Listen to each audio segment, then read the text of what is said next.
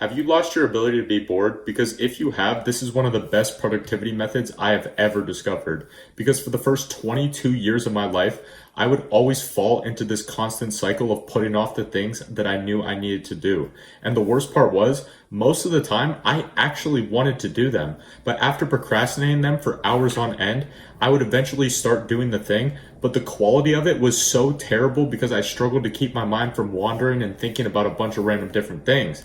And it's because we have all lost the ability to be bored, which in turn means that we have lost our ability to work hard because we constantly have access to 24/7 entertainment, 24/7 dopamine, and 24/7 instant gratifications that have completely destroyed our tolerance of boredom. But what most people don't understand is that boredom leads to greatness. For example, this one guy I used to be friends with a few years ago, he told me he wanted to get into copywriting so he could make money online and achieve financial freedom, but he ended up giving up after a couple weeks when he didn't sign his first client.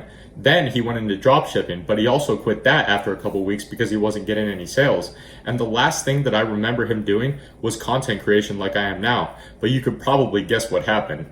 Yep, he quit after the first 10 to 20 videos because he didn't blow up right away. And the reason that he quit all of these things is because the novelty of it wore off and it wasn't as exciting as it was when he first started. He had this false belief that it was always going to be fun and always going to be exciting and never boring.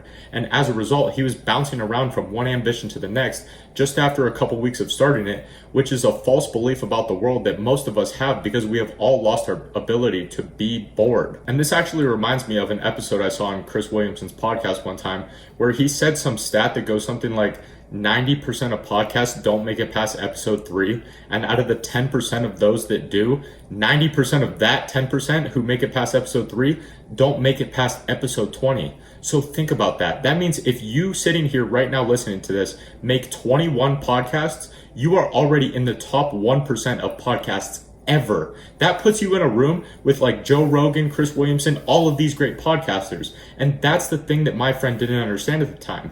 He didn't understand that in order to become great at anything, you need to develop a tolerance for boredom. And I get it. Working hard on the same shit day in and day out can become monotonous, but that is exactly what allows you to become a master at your craft. And what I've learned since understanding this concept is that boredom is actually a very interesting phenomenon. It's like being hungry in a way, if you really think about it, because you obviously don't feel hungry when you're full, but that feeling of hunger slowly grows over time until you're motivated enough to take action in order to relieve that feeling of being hungry.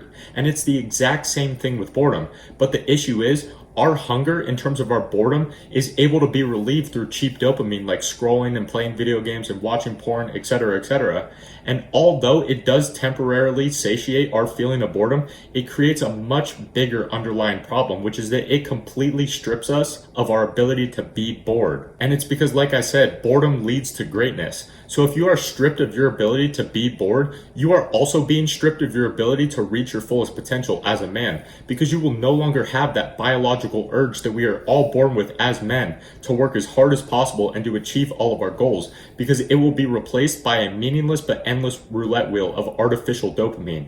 And you're probably thinking to yourself, I get it, but what is the solution to all of this? And my answer to you is that it is very simple. Set scheduled periods of boredom, not meditation, boredom.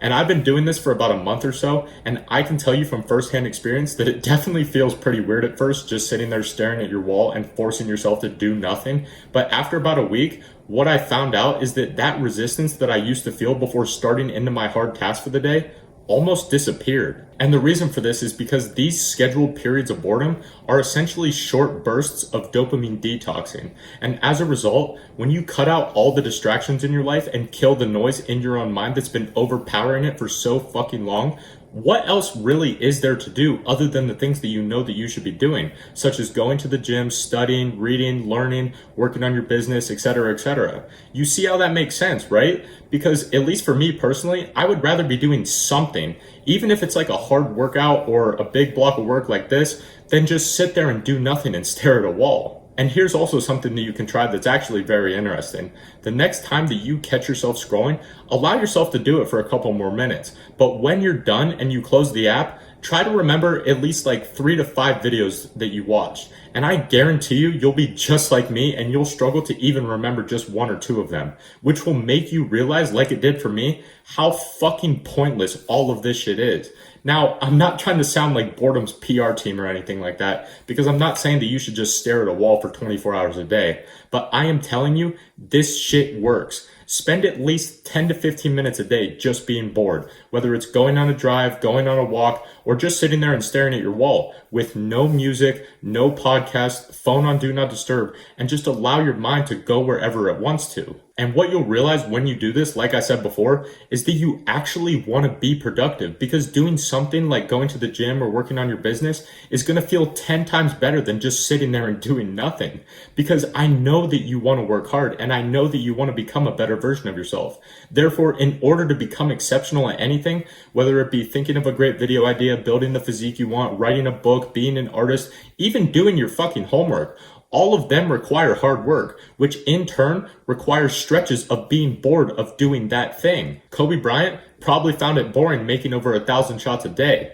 David Goggins probably finds it boring running over 100 miles a week. Thomas Edison probably found it boring failing over 1,000 times before he finally created the light bulb. But every single one of them had one thing in common, and that is that they kept going and they kept persisting, which is exactly why we all know them as the iconic figures that we do, even to this day, because it is through consistently repeating the boring daily work that you don't want to do sometimes that greatness comes from. So just try being bored, and maybe you'll find yourself leveling up faster than you ever have before.